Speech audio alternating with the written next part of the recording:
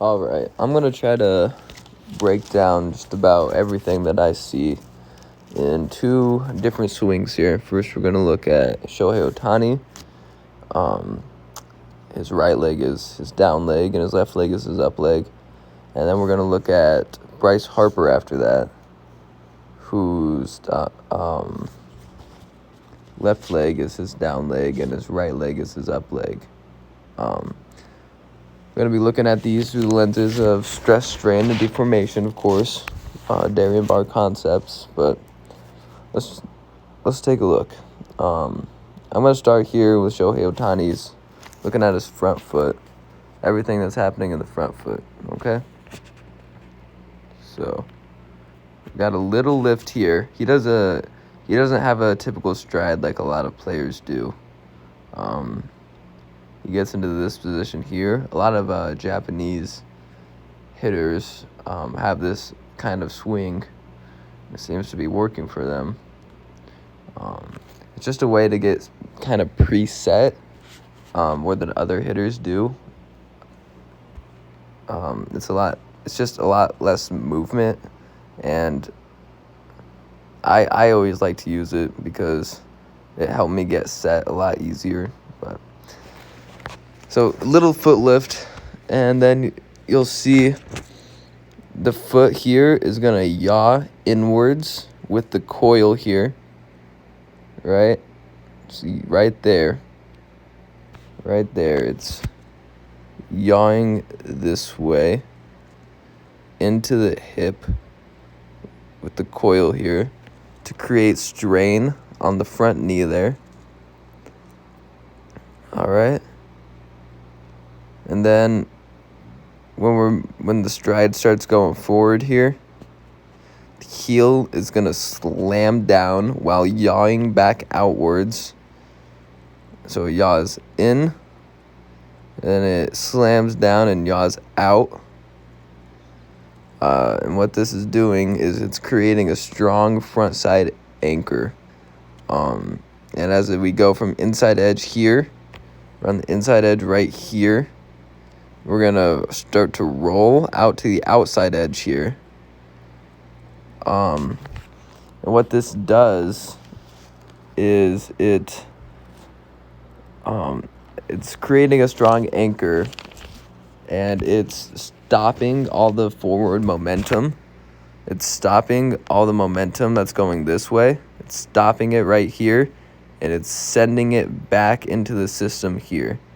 So we go forward, the body moves forward, and then when we roll out to the outside edge, that's stopping all this forward momentum and sending it back. And what that's doing is it's allowing for this rotational power to go somewhere instead of all just losing energy and flaring out here. That's about it for the front foot. You'll see, actually, we'll go to after the swing here, right? It's starting to roll outwards here. After contact, all the power's going. So it's rolling out like that. And then you'll see the video stops a little early here. But after the swing is done, this foot is going to replace right underneath the body to prepare the body for acceleration forward to a fast run to first base. So the foot's going to lift a little, and it's going to go just about right underneath the body there. Because this is his down leg, though, it doesn't go as far back as a lot of them would when they replace under the body, because the down leg is going to land more out in front of the body when running. So let's move on to the front knee now. You'll see the front knee is going to stay on the inside of the foot always, and it's creating this triangle right here. Triangle is strongest shape in nature, and it's the most athletic shape in the human body. You'll notice every time somebody goes to jump, They get in this triangle here. Every hitter gets into this triangle here because we're staying on the inside edge. And a lot of strength coaches will teach against this here because they think valgus knees are bad, but athletes don't seem to think that. You'll see the front knee here is also going to yaw and roll inwards right here, right? So the front knee is going to it's going to roll back this way, and it's going to yaw into the hip here, kind of all in one motion there. And you'll notice when we're doing this, the coil is slow. We go slow to fast. The coil is not fast to fast. It doesn't go a quick in and a quick out. No, it's slower in, then it's fast out, slow to fast. And when this front knee coils inward, what it's doing is it's creating strain here on the front hip, right? This is the stress, and this is the strain. And the release of this strain is going to create the deformation and the uncoil of the hips. The more strain, the more deformation you're going to get. It is interesting, though, because of Shohei Ohtani's swing. Since he does not do a normal step and a normal stride like a lot of hitters will, he kind of creates two coils here. He has like one where he steps out right here and lands. And then he has another one where the knee goes inwards and the hips go forward. So it's kind of like a two motion thing. He has like one. This is just like his comfortable stance. Then he gets into this ready stance, and then he gets loaded. When he gets loaded, the knee goes in and it rotates into the hip too. And then it's gonna go out. It's still on the inside, but it becomes a little straighter when the foot rolls over. Yeah. So let's look at the front hip. It's pretty similar to the other things, but it's a long coil. It's a long coil until this front foot goes down here, right? So it's continuous. Starting from right here, the hip is slowly coiling, and it doesn't uncoil until this front foot, till the front heel starts to drop. So this is what I mean by slow to fast, right? We're taking all this time to coil, and then the heel starts to drop, and when the heel drops, it goes. And it goes with the hands. I'll mention this a little bit later, but swings are kind of a two-motion thing. So the hip rotates forward here, right? It rotates forward here. And that's so a lot of coaches will say the hip leads the swing, and the hip does lead the first part of the swing here when the body goes forward. But when the heel drops, the hands are going to go forward at the same time as the hips go forward, as the hips uncoil here.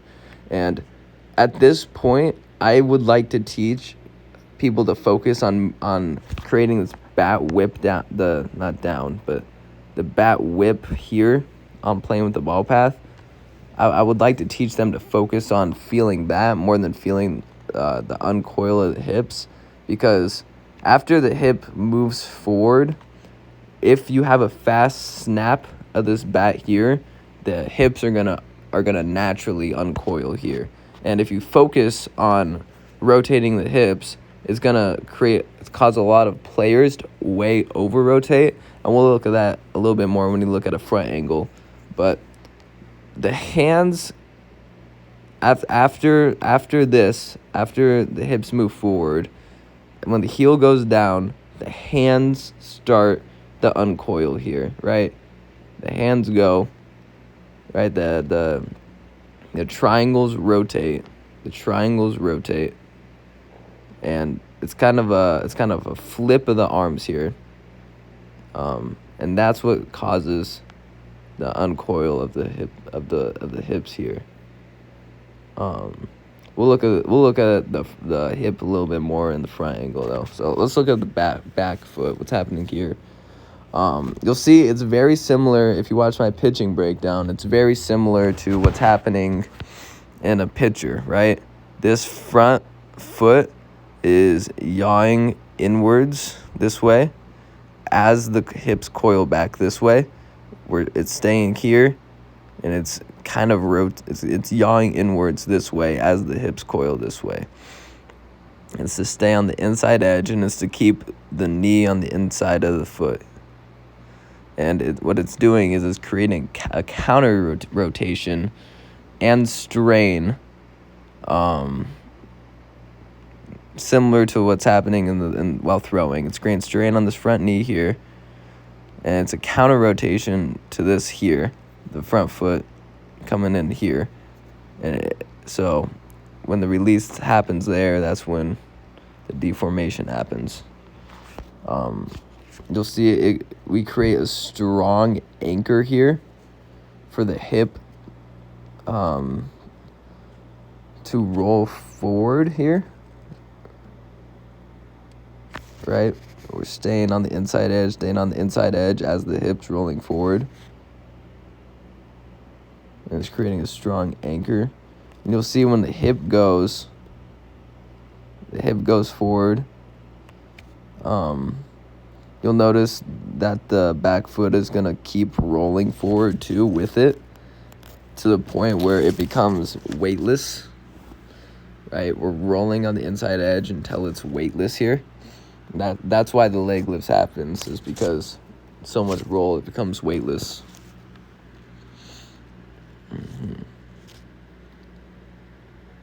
So, yep, staying inside edge, knee inside the foot, creating a strong anchor point for the hip to rotate forward right there. Right, we're moving the body forward, it's staying on the inside edge. And we rotate forward, becomes weightless. Back knee, very similar, right? Maintaining the triangle here. Triangle. It's a counter rotation to this knee coming in here, creating a strain on the back hip. It's also gonna yaw and roll forward right there. Right, so the front foot and the back foot kind of do the same thing, and the front knee and the back knee kind of do the same thing, just in opposite directions. And that's creating stress and strain on the lower bodies, and when that strain gets released, the deformation happens. Right, and you'll notice we stay in a class 3 lever here because this knee never extends. Stays bent like that here. Never triple extending or anything. Stay in class 3 and it's bent. It's where speed happens. It's class 3 levers. Back hip, also very similar to the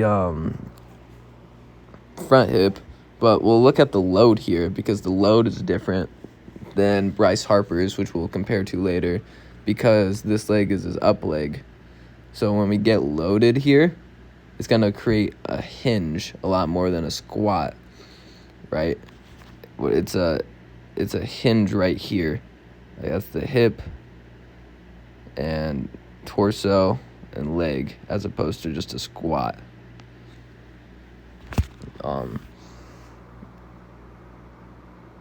The hip's gonna rotate forward like this, and as the hip rotates forward, the upper body is still creating strain on the torso here. There's front side strain when we get here, we get the load, and there's also back side strain when we start to go. And all that strain, when it gets released, is what's causing this powerful hip rotation. We got hip rotation forward, and then the uncoil, which is the yaw. But it's causing all this powerful rotation because of the strain on it. So yeah, it coils with the hands here. Hands go back, or the shoulder goes back, you can say, I guess. shoulders, probably a more accurate way to put it. But when that goes back, the hip's also going back and creating strain. Let's look at the upper body now. We'll look at the front shoulder first, what's happening here. You'll see, I've already mentioned it before, but it's going to turn in. Front shoulder is going to turn in this way. And the numbers are going to be at the pitcher. We're rotating the numbers to be at the pitcher. It's also creating strain, stress and strain. We'll go slow to fast, so the shoulder's rotating back slowly, and then when this heel drops down, it's gonna uncoil real fast. It's gonna snap down and go. Slow to fast though. Arms go back as the hip goes forward, right there. Hip's going forward, arms are going back. And that's creating strain in the torso there.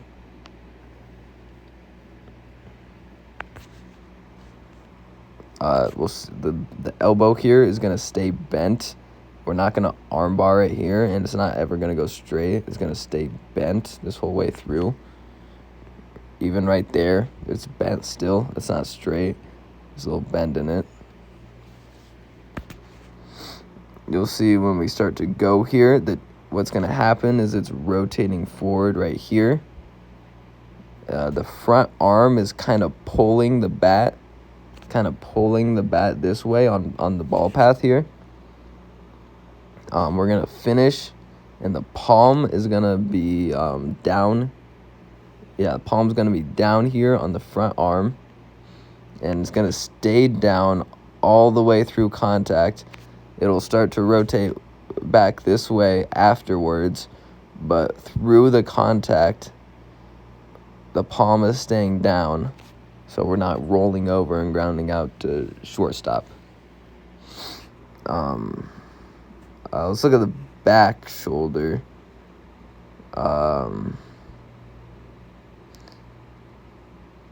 Well, real quick, I'll kind of try to explain the triangle rotation. It'll be easier for the front angle.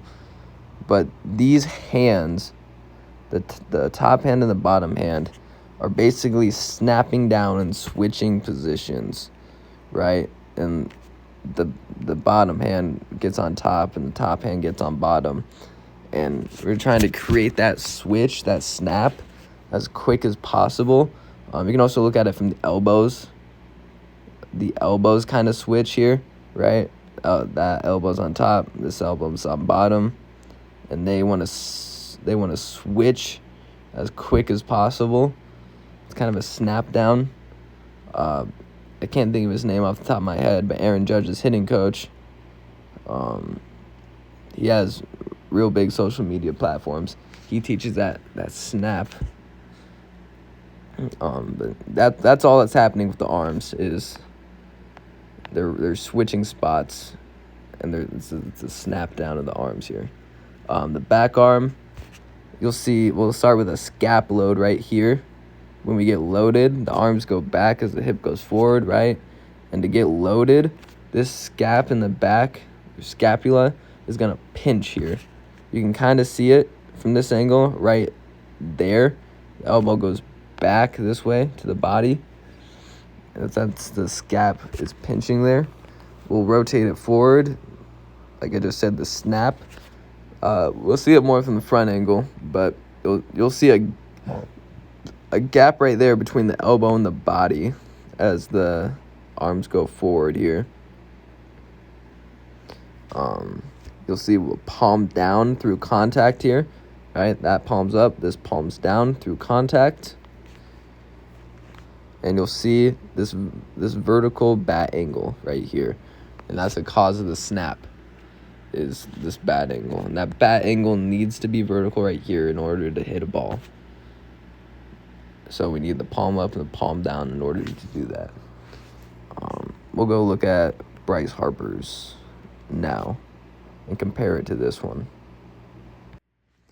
We'll also notice here, connecting to the shoulder, is this bat right here. The bat stays connected to the shoulder while the triangle is rotating through, this bat stays connected right here, stays tight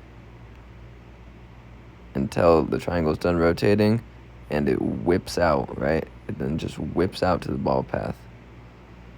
This is what we mean when we say stay inside the ball, like hit the inside of the ball. It means you got to keep this bat connected to the shoulder, and then it has to whip out when it's time to swing. All right, now let's just take a look at Bryce Harper's swing and just point out the differences. We'll start here with the up leg and down leg difference. So for Bryce Harper, this leg, let's look at this. This leg is going to be his down leg, and this leg is going to be his up leg. How I know that is by the way he loads. You'll see when he gets loaded right here, he's going to load into way more of a squat position here. It's way more squatted, right? It's right here. It's way more of a squat. There's a little hinge here, but it's not like Shohei Ohtani's where he was here, or Shohei was here, right? He's more here, or here. Way more squatted. And that's because the down leg squats and the up leg hinges, right? So this is going to affect the way that you have to teach hitters how to load, right? If you're telling someone with their back leg as their down leg to hinge more, they're not going to be able to do it. If you're telling someone whose back leg is their up leg to squat more, they're also not going to be able to do that. You also notice in the stride here, his back foot, or his front foot, sorry, it's going to yaw inwards here on the load along with his knee, and it's going to come back here, right? It starts this way, and it gets to this way, right? But then it's also going to unload. It's going to yaw the opposite way, and the heel is going to come down, right? Here, heel down. Inside, starts inside on landing, and it goes the outside. And that's all going to happen in the air. So it's oscillation, moving your body in the air. You got to be able to undo that coil right there in the air. Uncoil the foot, because this doesn't happen until the foot lands, but it's got to be able to move from inside edge right there, inside to outside. That's stopping the body, sending it back into the system, and creates all that velocity, right? You'll see the foot here slides forward because there's just so much force coming from the backside, but we're staying outside edge to stop all that from moving forward and transfer it into the ball, right? So those are about the only differences. They both get into the same positions because all elite hitters will end up in the same positions, but they just start differently and go about it in a little bit of a different way. We'll look at it from the front view to see a little bit more about the arms and how they work. All right, let's take a look at some things that we can see better in the front view. This is one of Shohei Ohtani's home runs here. Not a playthrough, so you can look at it. But okay, let's first look at how he gets loaded here. Right there, hinge. Here, he hinges this back to get loaded. There's still obviously a bend in the knees here, but he doesn't squat down to get loaded. He hinges out when he gets loaded. Right there. He doesn't squat down to get loaded. He hinges out when he gets loaded. We'll see as he swings here.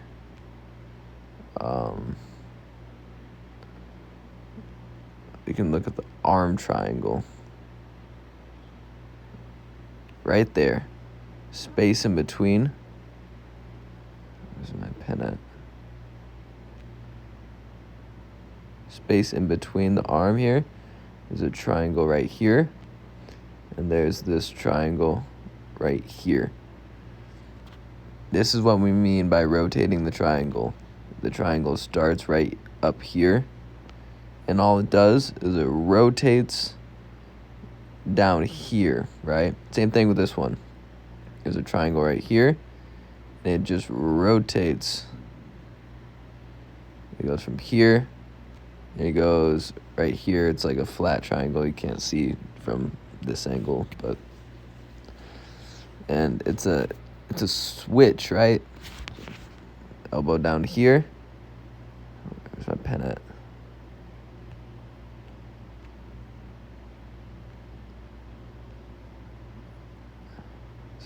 Okay, there we go. Sorry. There's an elbow's right here. Other elbow's up here. Hand up here. And a hand right here. And they just switch, right? This elbow on top. This elbow on bottom. Other hand on top, other hand on bottom. So focus on when we're right here. All you think about is quick switch, right? We'll see through contact, that palm is up and that palm is down. You also notice it's a high pitch at the top of the zone here, but the hands always stay above the ball, right? Hands always stay above the ball, and this bat angle is always down like this. It's how you hit. You got to keep the hands above the ball to keep this bat angle down. And that's about it.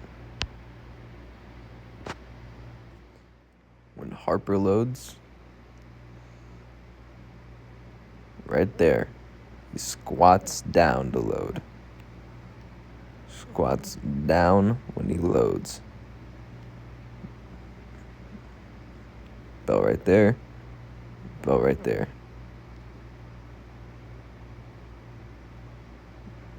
Triangle, space, triangle. Hands above the ball. Angle here. Right. This bat is connected to the back shoulder. Right there. Bat connected to the back shoulder. And it whips out. Quick extra note here about earlier I mentioned that a lot of kids will over rotate here, and let's just go a little bit more in depth into that. So at contact, for a left-handed hitter, the hip, like the front of the belt buckle, is going to be pointed towards shortstop. Maybe second base sometimes, but it's mainly to the shortstop side of second base here.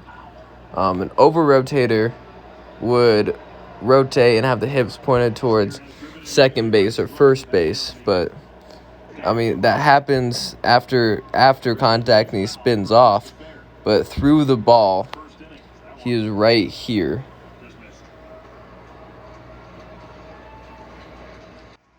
Same thing here with Bryce Harper.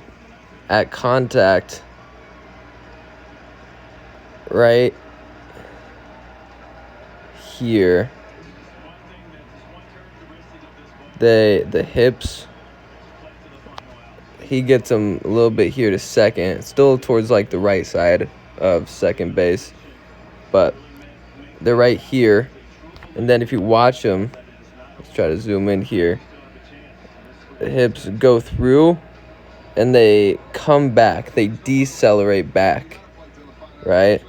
Hip comes through right there, it's pointed to the right side of second base here, and then they decelerate, right? That's important because a lot of kids won't decelerate and they'll just keep rotating over like this, and that's going to cause them to come around a lot of balls or just miss them because they won't be able to see where they're going. It's going to cause a lot of disconnect in the body. So it's important to make sure athletes aren't over-rotating on the ball here, right? It's going to stay to... The hips are going to stay towards the opposite field of whatever hand they're batting. And then when they come through, they will decelerate to prevent over-rotation.